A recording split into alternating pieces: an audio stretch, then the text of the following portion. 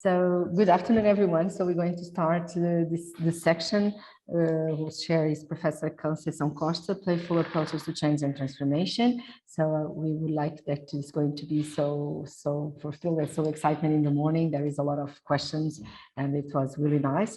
So good afternoon. So I'm going to pass on to Conceição Costa and thank you so much for everything. Okay, good afternoon, everyone. I presented myself in the morning, and okay, I'm a professor, associate professor at Lusófona University. I'm a principal researcher at Cicant, and I also belong to GLOW. But let's talk about the audience and the presenters, because this is an art time after lunch. So wake up, please, because we have great presentations. I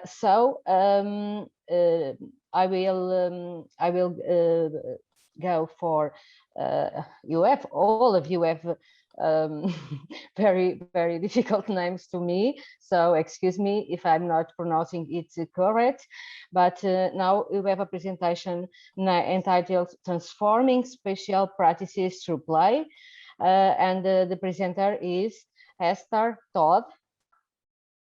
Okay, perfect. So I'm really happy to be here. My name is Eszter Tóth. I'm a researcher and activist in the field of in the intersection of education and urbanism. And I'm driven by my passion for developing methods, tools, and approaches that support young people to understand and co-create their urban environment. Currently, I'm a PhD student at the HafenCity University in Hamburg, and the founder of Kulturaktiv, an association for built environment education in Hungary, and also Urban Gauge in Darmstadt in Germany. My research interest is directed to the transformative potential of games in the context of urban development and urban life. Therefore, I design, apply, and study games to understand how we can use this potential for supporting learning about spatial practices that is, in the end, to trigger positive change in our urban environment. So what do we mean by learning about spatial practices? Following John Dewey, I understand learning as growing, which emerges in the ongoing transaction between man and the environment. And through the interaction with the environment, we reorganize our knowings, acquire new knowledge, develop our skills and abilities. And both humans and the environment are constantly changing in this transaction. Learning and growing thus manifest in changing practices. And I consider space as a relational arrangement of bodies, including objects and living beings, that are constant in motion. It follows from Dewey's transactional approach, which sees the environment as being involved in a continuous transaction, that the spatial environment needs to be considered as socially constructed, dynamic, and inherently complex and interrelated. So I understand spatial practices as the conscious actions which are intended to transform the spatial environment.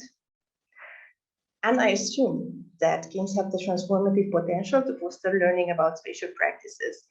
In line with Zahlen and Zimmerman, I consider games as systems of rules, play, and culture. In other words, as open and complex and emergent systems, which are in continuous transaction with players and their wider cultural and social context within which they are designed and played. This means that play has the potential to promote change also at the level of individual players, but also in their broader physical, social, and cultural context. And this is what they call transformative play. So transformative play can change our notion of space. Games can be framed as systems of representation which communicate meanings, and they can both integrate and represent complex spatial situations. Therefore, games are increasingly used as easy to understand instruments for learning about spatial issues. Here is the most popular example, the game SimCity, which is used also in formal education and even in academic education of architects and planners.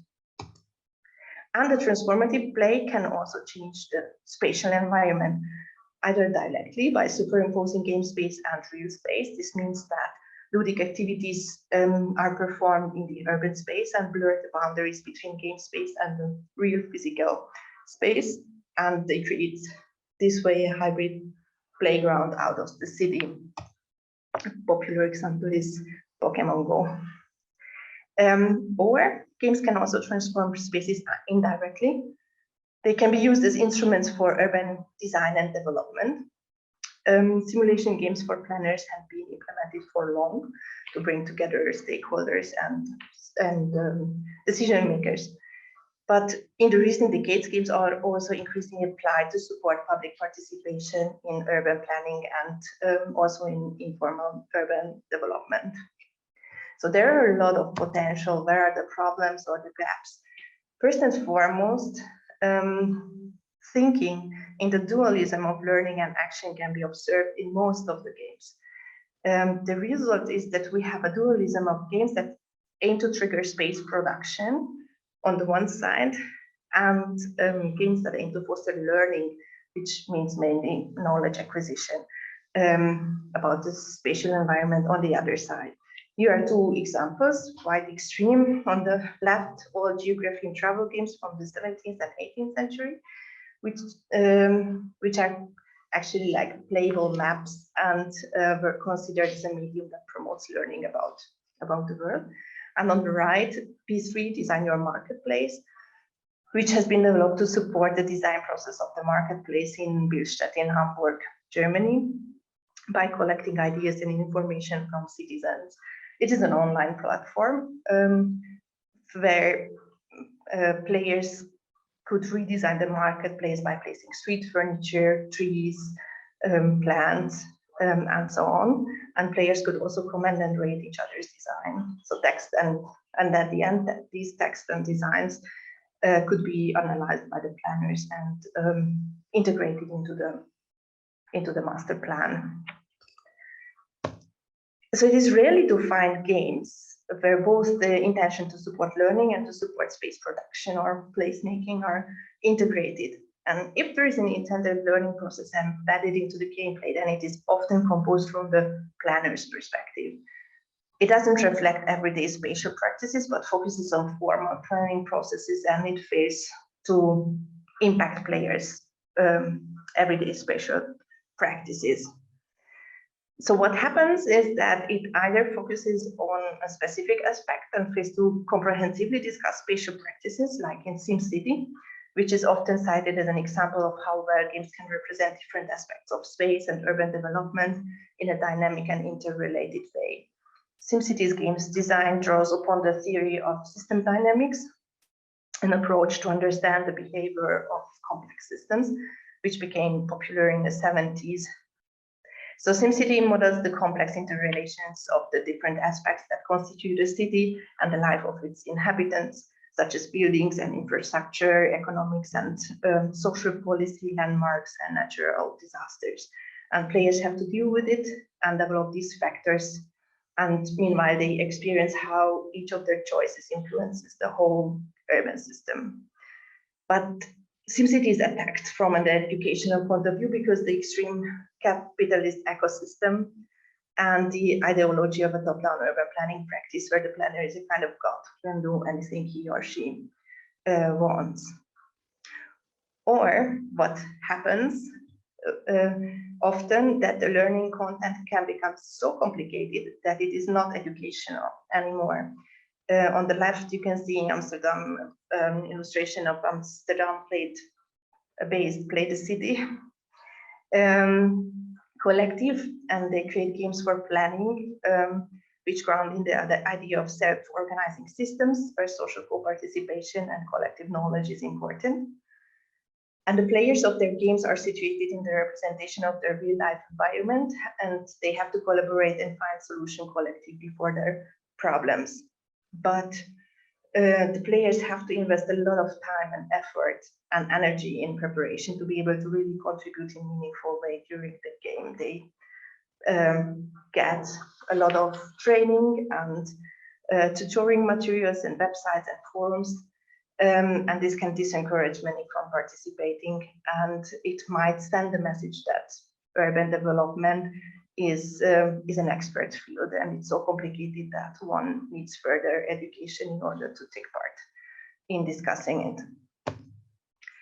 And another problem with this separation of learning and doing is that the transfer between game world experiences and learnings to the real world becomes difficult. Here another example, Participatory Chinatown, which is a 3D multiplayer augmented reality game, and it has been developed to support residents' involvement in the new master plan for Boston's Chinatown neighborhood. The game is meant to be played in the shared physical space of a traditional master planning meeting, and it aims at promoting players' understanding of local issues and fostering empathy towards the members of the community, which is a very, very diverse community. And in the virtual space of the game, players assume different roles typical to the inhabitants of the neighborhood and have to take on the perspectives of these to solve various problems related to housing, employment, and social relations, for example. In the process, they become aware of and empathize with others' perspectives and get to know different aspects of their neighborhood. But as the study of the developers showed, empathy developed within the game did not convincingly transfer outside of the magic circle and didn't affect decisions made at the meeting immediately after engaging with the game. So how to bring together learning and doing spatial practices in game design? Sorry, you need to finish.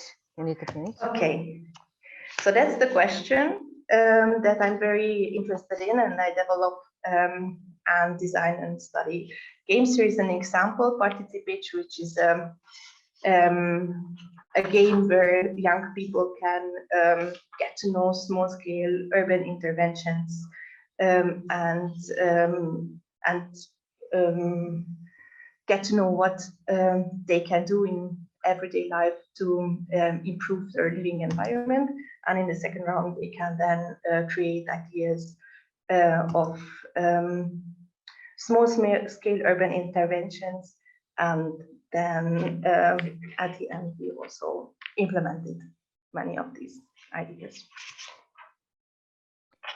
And this was one possibility how to deal with this challenge, and this is something that needs to be further researched.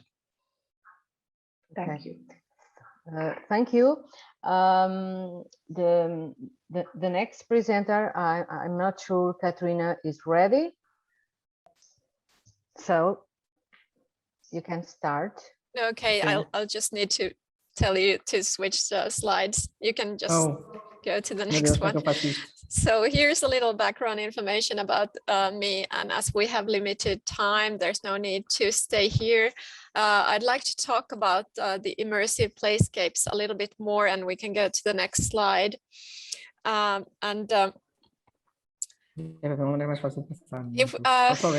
If we consider the times we're living in, we can see that technology has disrupted the physical landscape, and there's needs from retailers to provide us new ways to reimagine the in real life visitor experience. And hence a lot of these pseudo museums, which I'm going to show you today, have popped up in the world, mostly in the Western world. And we can go to the next slide, please. I position my research in Brian Sutton Smith's thinking, who says that we're living currently in an era of play. So 21st century is considered the century of play. And Brian Sutton Smith has also talked a lot about adult play. And hence I use some of his works as a background information. We can go to the next slide, please. Also, current play is a very oculocentric practice. In the 21st century, mature play often seems to manifest through digital play activities mediated through screens in forms of photography and videography. This means that playing involves camera technologies, mobile devices, and social media sharing, and consequently depends on vision as much as aesthetics. We can go on. The centrality of selfies is visible in what I call photo play. And the first argument presented here is that Homo ludens of current times, with an interest for immersive spatial experiences, seems to play doing it for the gram. This type of play is popular across generations, inviting players of many ages in self-documentation and social sharing of aspects of play. What seems to interest players and what is enabled by the capacities of current mobile technology is the documentation and social sharing of one's own playfulness and play experiences, one of them being photographed and video recorded autoplay, often including taking selfies. By discussing the concept of oculocentricity of contemporary play, arguing for the Instagrammability of play experiences, the performative participation through self-portraiture, and finally immersion with physical space, I attempt to conduct an auto-ethnography of self-portraiture in the art-infused participatory playscapes, that is the pseudo museums of today. Next slide, please. Theater is sometimes associated with the idea of adult play. Indeed, role play and spectacle are largely what many play experiences of present are about. It is then no surprise that attempts to bridge theatrical performances with participant immersion as a goal have been made and proved successful by, for example, the Sleep No More, a site-specific work of theater. And the Sleep No More has also been described as immersive theater as opposed to interactive theater, as the interference of the audience in general has no bearing on the story or the performers, even though the participants may move through the settings, interact with the props, or observe the actors at their own pace. And this has similarities to the pseudo museums I already mentioned in my presentation.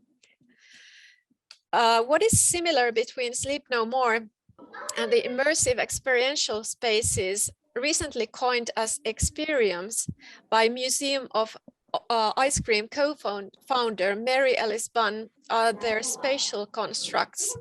We can take the next slide, please. Each room in a pseudo museum is different. A forest, a maze, a parlor, a hospital ward with empty beds, a giant ballroom.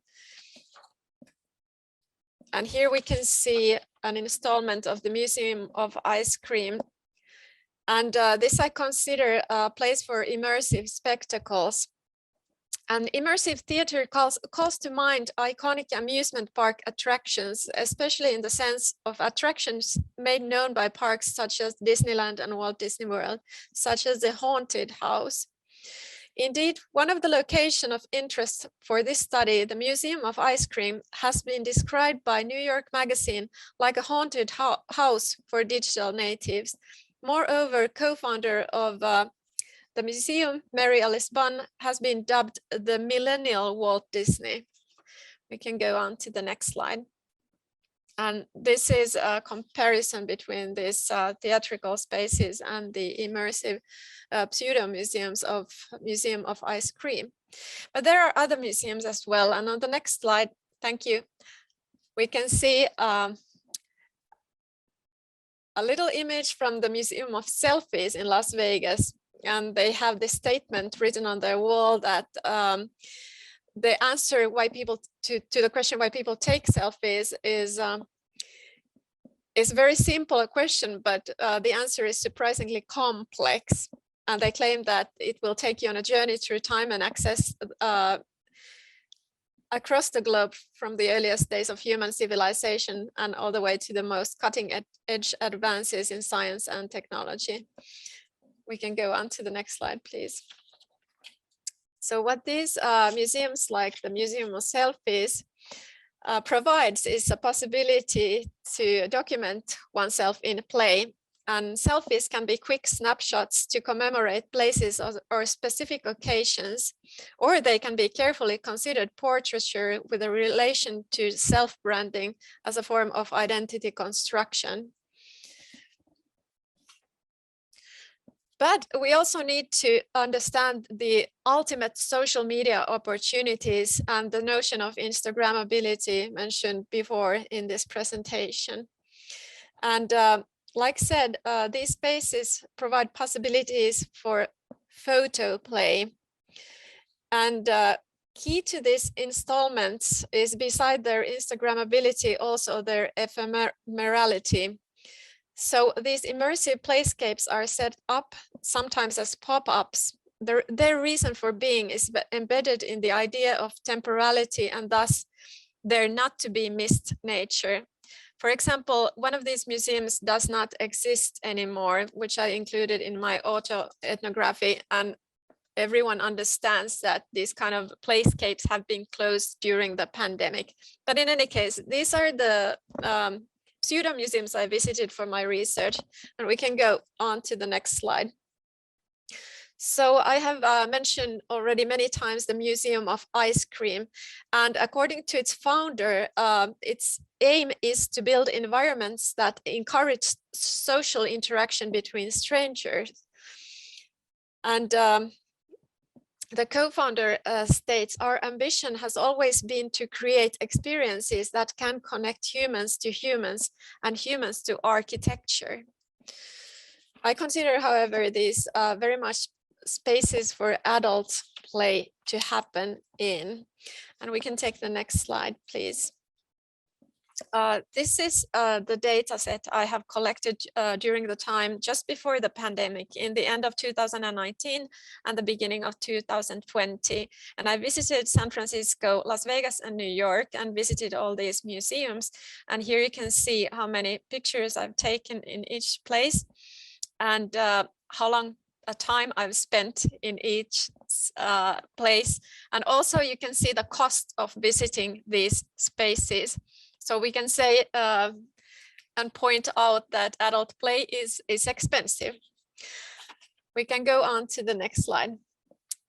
So in order to answer the two research questions, I have conducted an analysis of the research materials consisting of photographs, assisted selfies or selfies, other photographs, videos, player produced or playscape generated, and artifacts. Altogether 535 research items based on 3.5 hours of documented play within the 4 immersive playscapes. And I started to ask from my research data which elements of design and strategies of playful persuasion are commonly used in the immersive playscapes. And I started by looking at the exteriors.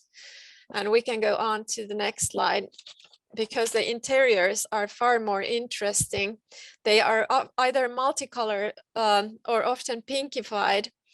And the rooms feature interactive components that are multisensorial. Sorry, Catarina, Yes. you need to finish, please. Okay, the next one describes the hosts. There are hosts in these immersive playscapes. And then finally, the rules of engagements that dictate how people are moving around in these spaces. And as time is limited, I'm happy I don't have the video here. We can just skip the slides all the way to the ones that describe solitary or social play. And finally, the very last slide, this one, yeah, you can keep that on, because I will sum up by saying that the first main observations I made based on my research material is that the social impact, the very key thing of this conference, the social impact of selfie related play in immersive playscapes, such as the pseudo museums, make forms of adult play and simultaneous documentation of it perhaps more visible than ever before by offering legitimate places for multisensorial forms of adult play to happen. These spaces offer magic circles for paidic liberation, self-expression, and creative cultivation of playful spatial affordances by making a toy out of oneself, taking, sharing, and distributing photo play, showing the adult player in action. And a more thorough analysis will be provided in the upcoming article manuscript. Thank you so much. Obrigada. Okay, thank you. And now we have the presentation from Eliane Betoki. I'm not sure I'm saying the name right. That's information I have about Living Colors, the colonial game design for empowerment.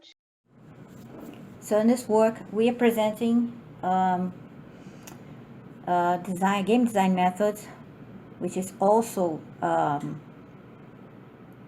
teaching learning process, where we aim at empowering minority students to become game designers. So we begin with this, based on a question by Garcia Spivak, can the subaltern speak? And we ask ourselves, can the subaltern play? Well, one of the first things we saw is that if there are no representation, so there are no will to play, and if you don't want to play, you cannot become a game designer. So we understand that decolonizing these games, the means of creating games, could be a way to bring more interest and more identification for these students. So this is the threefold method that we use for first designing the colonial game, and in which we present a concept based on research, and the concept was racism, and then we made the research, and then we found some aspects that we could make fun for others and turn that into a game. So the next step is developing this concept and understanding, creating a narrative and mechanic and a gameplay, all based on the research we made. It's important to note that this concept is based on my own experience, so I can say that I have a place of speak, and based on my experience as a Black woman. So the next step is to use this game as a didactic resource during the course. So now, using the same steps, we are going to apply this game to a class of students, in which they will have to, the first step is to understand what a game is by analyzing it, looking for Eurocentric standards. So far we identified 4, but there are more, and but we work with these 4, and we ask for the students to look for this Eurocentric standards in the game they chose.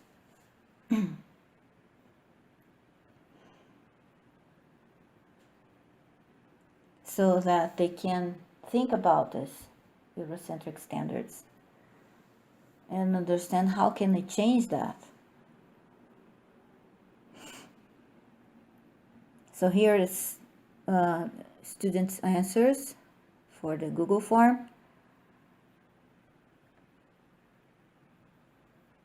So how do they define themselves? And all my Google forms have this questions, so I can have an idea of the profile of the students, and because as this is also a research, and I want to check if this method is in fact making these students more empowered to become game designers, as I said in the beginning. So, so how do they feel? I mean, if we compare the answers to the profile. So the next step is for them to play a decolonial game, which is one of the examples is Living Colors, the game that was designed using the same method as a design method.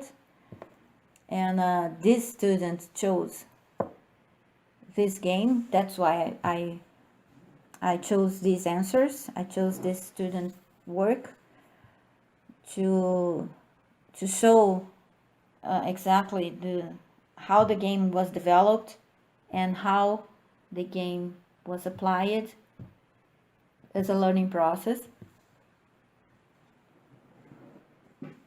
and what was the impact on the student. So after this experience, the student is going to design their own concept, their own high concept for the colonial game.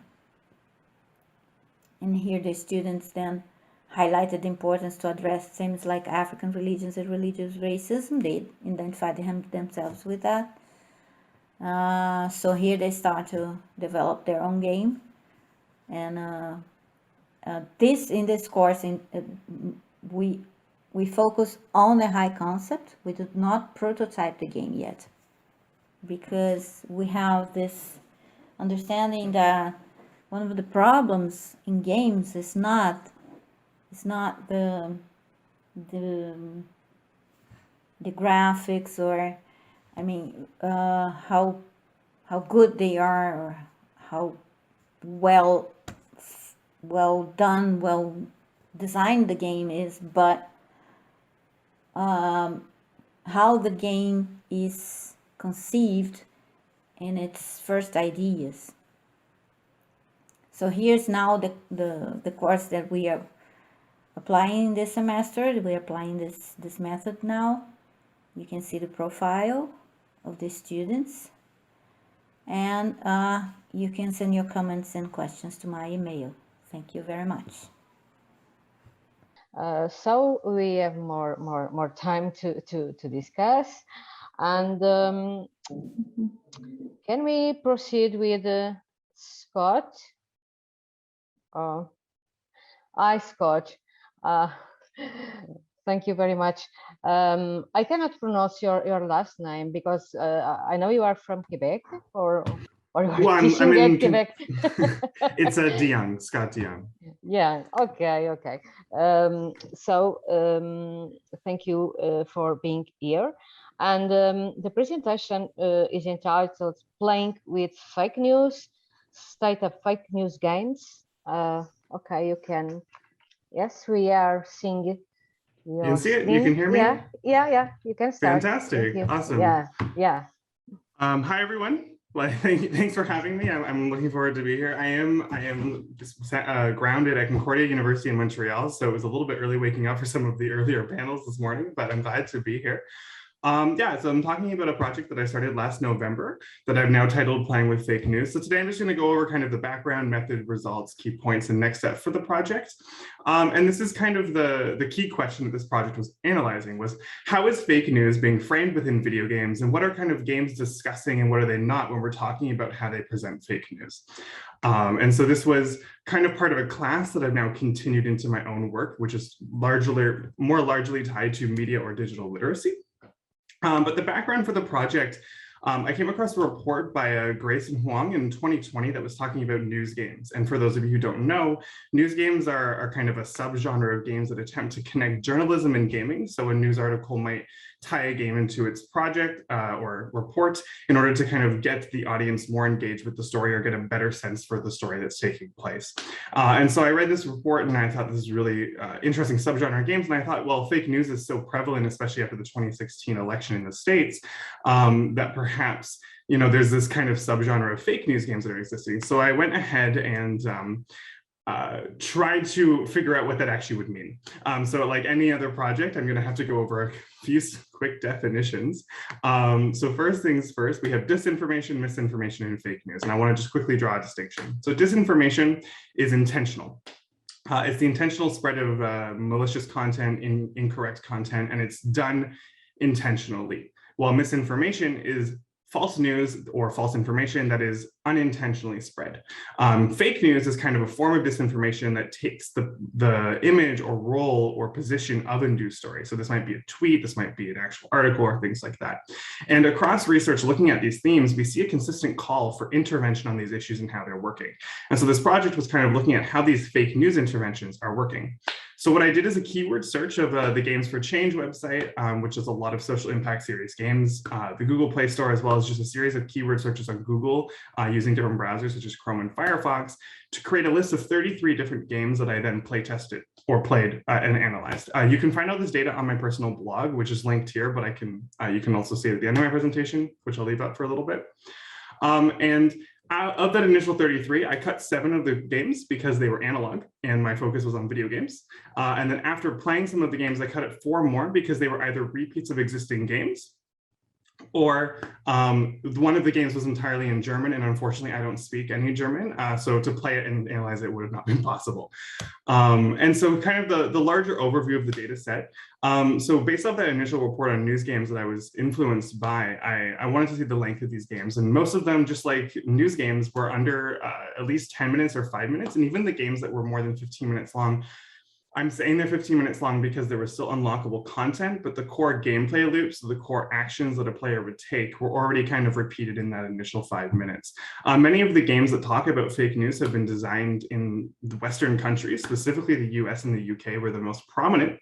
And I think this makes sense if we look at the fact that the term fake news came to rise again with Trump's election campaign in 2016. So it makes sense that this would happen. And we also see this further kind of reinforced by the fact that all of the games in the sample came after 2016. They were 2017, 2018, 2019, 2020, and that's when I stopped collecting. And so kind of the larger results. So the genres of games that are kind of talking about fake news, what's out there. Quiz and trivia games are by far the most popular. And these are kind of games where a news article is presented to players and they have to choose if they think it's true or they think it's false. And that's kind of just the very simple kind of pub quiz trivia kind of style of game. You then have these text adventure games, which are a narrative story that players are making choices through, similar to those of you who might have worked in Twine games before. You're reading a story and you're kind of making 1 or 2 choices at the end of every little snippet. You have some content manager games, which are more like you're running a fake news empire, clicker games, which are very idle, excuse me, you don't do much, excuse me. And then you have word games, which are like rewriting a fake news headline. And so more interestingly to me, at least, is what were the skills kind of being promoted? So what is the audience of these games meant to learn by playing with fake news or playing around fake news? And so some games talked about more than one, and some games talked about none. And that section of none, which is 6 games, were all the Android games in my sample, which I think is an interesting finding that I might talk a little bit more about if I have time later, is that the Android games really did nothing to talk about what you can do about fake news.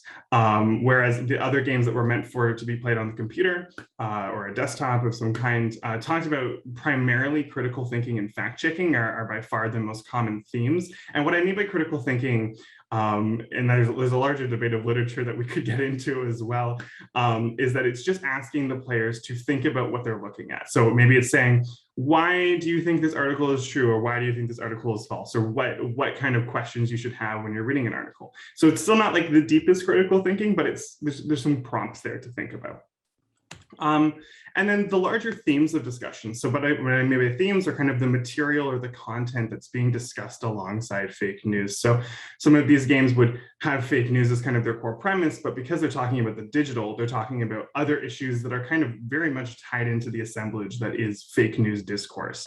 And so of most prominent, social media, which I think is fair and right to assume, but it's interesting to see concepts like deep fakes, polarization, memes, online trolling, and bots and data security kind of being caught up in these conversations around fake news, because it means that these people who are designing these games have these ideas and these concepts on their mind as they're creating and thinking about fake news.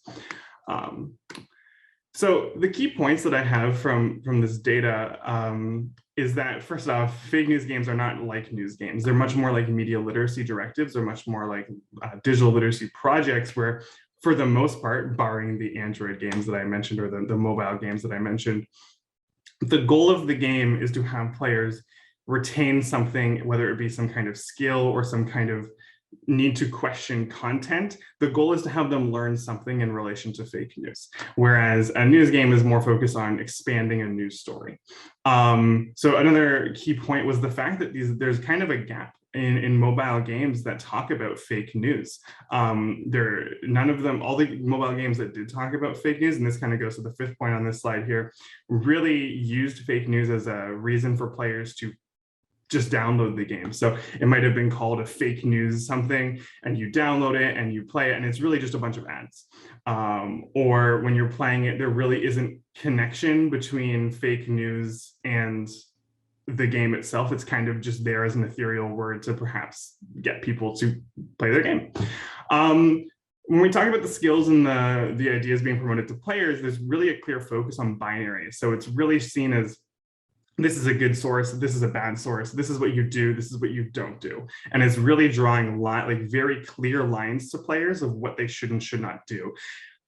I can talk a little bit more about that in a second, as there is some concern when we talk about that. A lot of the games also, and this is very common of educational or serious games, is that the game is acting like an instructor. So it's acting like a teacher. It's top down. It's saying, we have the information, you're the student, and we're just going to tell you what you need to know by playing this game, which leaves little room for players to actually interpret the facts of what's going on. Number 5, this is what I just kind of mentioned, is that these Android games or these mobile games are using fake news for just kind of clicks and downloads. And finally, there is this kind of notion, this plays back into that discussion of binaries, that fake news is its own entity, that it's completely separate. So there's kind of like your fake news empire, and there's your just good news empire. And that's a really interesting distinction that's coming out.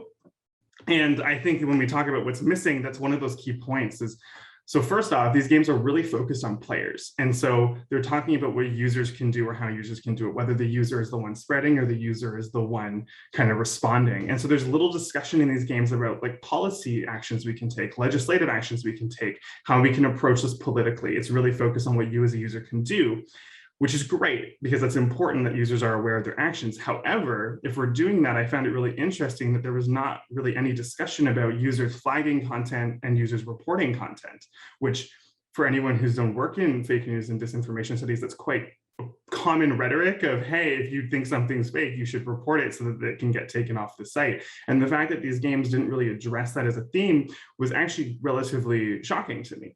And then despite me titling this presentation and subsequent paper with playing with fake news, there's actually little play in these games themselves. The endings to the games are relatively prescribed. There's little open-ended play. And what that means is players are kind of just being told, you know, these distinctions, these binaries, they're being told kind of what's good, what's bad. And that means that these players themselves aren't able to kind of critically wrestle with the content they're looking at. They're not able to kind of think through the articles in a way that lets them connect their own personal knowledge to the knowledge of the system that they're engaging with. And so this leaves me with a series of lingering questions that I'm going to end off the presentation with, which is, how effective really are these games then at doing their job? And I think this is beyond the scope of the project I did here today. And I think it's a question a lot of us who are working in serious games will be asking. At the same time, what do these games offer? I see the title. Okay, just finish. Offer in our fight against fake news. Are there any topics that we should be focusing our literacy efforts on? And kind of, are they reaching their audiences? And I'd be happy to talk about any of the data that I collected or any of these questions further, because I'm thinking about them, as in I think that some of you are as well. So thank you. I'm sorry I went a little bit over time, but thank you for listening. I hope to hear your questions later. Okay, thank you very, very much, Scott. And now the next presenter, I believe it's Catarina Garcia, yes? Okay, who is presenting the paper Media and Education, Inclusive Games in Classroom, because I have 2 bio. Okay, Sofia, no? Claudia. Okay, it's Claudia that is the presenter. Sorry, it's not information I got here. Sorry, Conceição. Sorry, okay. it's Claudia. Okay. Okay, Hello. so Claudia, you can prepare yourself to present.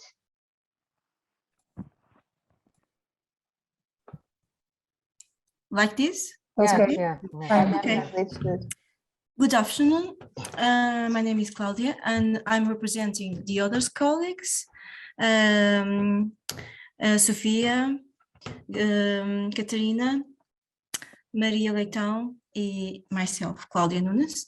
And this was a project done in our contest in the Conceição Costa classroom, media and education.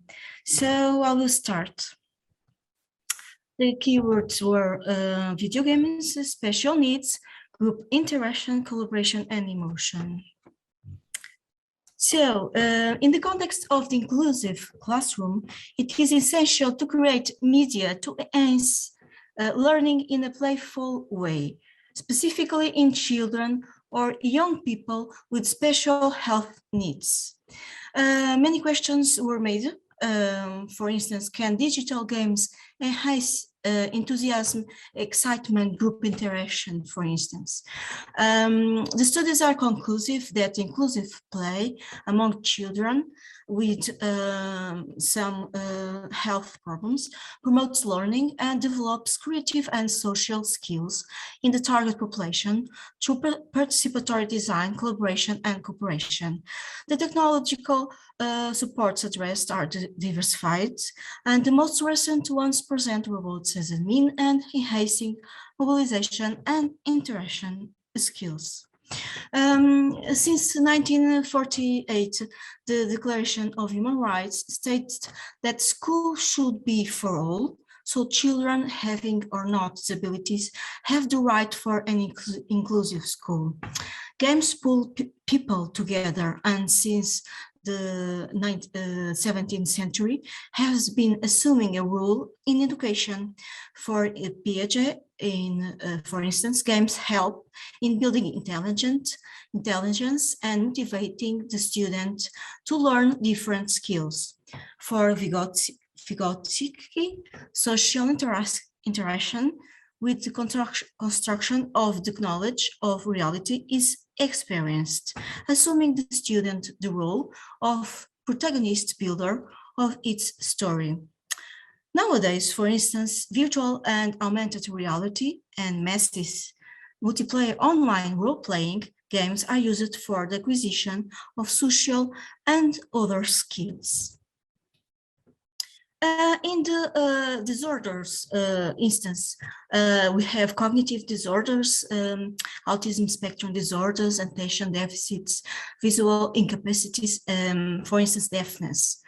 The World Health Organization describes inability, for instance, consisting in the restriction and inability to perform an activity within the limits considered normal for a human being, and disability can be temporary or permanent, reversible or not, progressive or regressive, and are always present.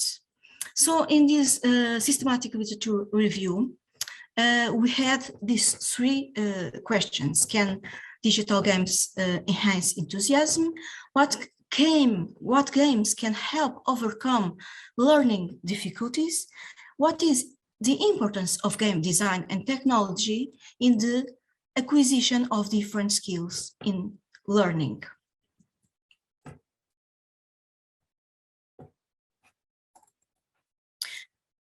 The methodology that we used were the Prisma model that we use for a software specific.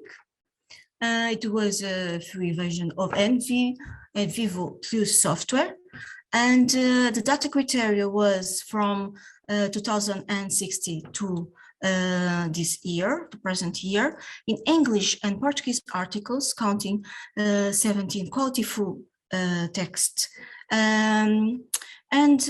We use these video games, special needs, keywords, collaborative interaction, and emotion. And so we have from Beyond, Digital Library, ACM, and Cello, and Google Scholar. From all of that, we get 12 studies, very qualitatively, and from that, we had 20 frequent words, like children, design, gaming, interactive games, and children and collaborative from the papers. The discussion of these were that the sample from these studies were conclusive that inclusive games among children with special needs or without it promotes learning and develop creative and social skills in the target population through co-design, collaboration, and cooperation. The technological supports addressed were justified, and the most recent ones present robots as a mean of enhancing mobilization and interaction skills. As a conclusion from this research group was facing the exposed to the number of studies carried out in the area, although there were scientifically rigorous and in-depth research on children with visual impairment and still insufficient in others disabilities. These were, in fact, the 12 papers that we get for the discussion and the poster made for this class. And for this, we conclude our presentation. If any question we conclude. Many thanks. Okay, thank you very much. You did a presentation in a short time, so we'll have more time for discussions. And not sure if there are questions on the chat already, because I want to. Yeah, there are two questions from Philippe, actually, one for Scott and the other for Eszter. Okay. So Philip, do you want to put the question directly, because I see a question to Scott and also a question to Catarina. Yes. Eszter. Yes, thank you very much. Your amazing presentations, I enjoyed a lot. Scott already answered me, so thank you very much, Scott. I was very keen to check about those games. Catarina, I don't know if you are there. I'm here. Can you hear me? Yes, perfect. Great. No, it's just a simple question. I'm looking forward to know more about your experience, the playful experience that you are developing. Yes. In Finland. So great. And here in our mastering games, we are trying to interact with some art museums. And we have some issues because the space is sacred of the museum. And when they have an exhibition, it's very hard to propose ideas that could be playful. Just to have, for instance, kids playing around the museums where the parents are assisting to the exhibitions. So they are not very open to create some alternative experience inside of the museum space. I don't know if you had that. Yeah, I understand. Yeah, I completely understand your question, and this is a great question. In fact, next week I'm starting to give a course on the playifying museum space. So this is a course that will deal with these questions of having like more traditional museums and how to integrate these playful intervention ideas into the more traditional space of the, for instance, a heritage museum or so. But it is a good question how to tackle that challenge of making people understand that being playful doesn't rule out seriousness. And also, I think that their most prominent fear is that some of the exhibition displays will be broken if there's a lot of running around and messing around. But this is an essential part of play, using your body and being mobile. And of course, perhaps more so for kids than for adults. But we can see in this pseudo museum context and examples that play that stems from using one's body is also very key to many adults' interaction with space. So I don't have a single solution to give you, or even an answer better than this, but I would suggest these museum, probably very cultural organizations, to rethink about play in more diverse ways. There are so many aspects and dimensions to play. It's not only like cognitive and has to do with playful learning. It also has to do with very spontaneous movements with artifacts and space. And this should be encouraged somehow. Maybe I have one practical takeout from this deliberation. I've seen in some conference presentation how a very traditional museum had used the tactile dimensions of their exhibition displays as a great approach to playfulness. They had made them, the displays, not only accessible to everyone and inclusive in this way, but very interesting, so that you could basically, there was like a replica made that you could touch, even if you couldn't touch the original artifact. Do you see where I come from? So an alternative was given and opened up possibilities for interaction on so many levels and with so many senses. So great question. Thank you for your interest. And I'm sorry I overdid my time. No. In any case, I look forward to writing my paper about this, and I'm very interested still, and actually this is a great time to rethink the whole concept of the selfie museum, because we have lived in crazy times and they have been closed for a while. So is there still interest pulling people to these spaces, and is it mostly adults who are interested in this very, very crazy kind of playing? And I think that might be the case, because in adult play there are still many questions and concerns. What is okay, and can you be playful in public space? But with these semi-public spaces, maybe there's more opportunities to building up the magic circles of play. Thank you very much. Just one final thing before pass to Carla, I think. Yeah. Please share with us that course that you're gonna teach, if you have a link or something. Yes, I will have more materials, and I will be extremely happy to share experiences with you, since I already know that there has been research done in Portugal about the playifying museum space, and I've referenced that work in my own research. So you have great things going on there as well. Trying. Okay, thank you very much. Thanks. Carla, please, you are the next. Yeah, my question is for Scott. Actually, something that I found interesting in your research about games for tackling fake news is the question of the binary between good and bad, and how games are most centrally around good and bad, and very strict views in what I understood of what is good and what is bad in that sense. So my question is, did you identify any features in those games that you analyzed that somehow fostered critical thinking instead of more binary views of good and bad? Yeah, I mean, thank you for the question. It's a great question. And it's one that I also was, when I was doing the research, I was really like kind of frustrated and also surprised to find.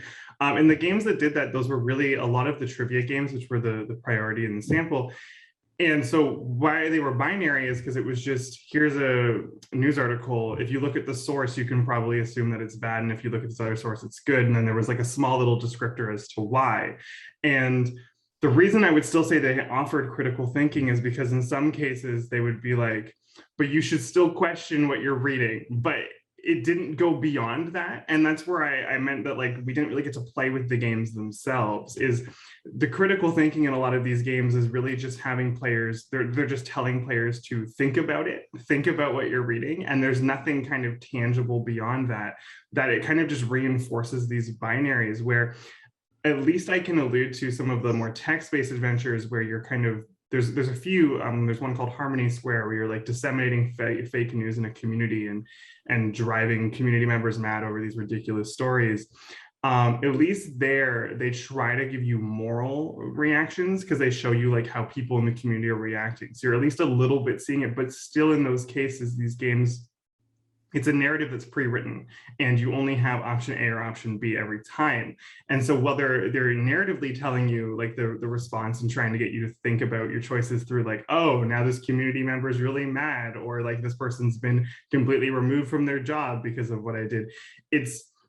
It's still so like not core to what the players are allowed to do that it's like it's tangential to the actual play itself. That for me, I think that'd be a great step for anyone who wants to design these games is to try to make it core to the actual play mechanisms, that players are actively questioning the news or the material, the information that they're spreading. I hope that answered your question. Yeah, definitely. And it's, sorry, Conceição, and it's no, finish. Very interesting how this is basically the same trend that happens with most game-based learning approaches that are very, quiz-based and etc. And it's very linked to what Carlo was exploring this morning about meaning making and about adaptive problem solving, but I will not take you much time, but it's very interesting how everything is actually connected. Okay, I believe there is no more questions, or I cannot see the gallery of videos, and because I'm moderating, I did not need to raise my hand, but I just raised my hand because we need to finish. To thanks everyone, and what I liked particularly in all the presentations, and I will start with not the first presenter, but the idea of Sutton Smith of the century of play. So we can see that play, in fact, is everywhere, and play and games and simulations maybe are not the same thing. But I listened from all of you, Catarina, I don't want to forget anyone, Scott, Claudia. I listened toward learning and bodies in movement. So whatever the subject is that you are bringing here, it was really interesting. And about Scott, just a comment. It's interesting to find out that quizzes are in fact the most used in your sample. Of course, I understand that is not a very large sample, because the question is, how can we engage people, students or youth, in critical thinking using quiz games? So just a final remark. Thank you very much, and this session is ended. If the chairs agree with me. Thank you so much, everyone. Thanks for great questions. Definitely. Let me just say something which you forgot, Eszter, but thank you so much, Eszter. Your presentation was also very interesting. Sorry. No, yeah. Sorry. Yes, sir.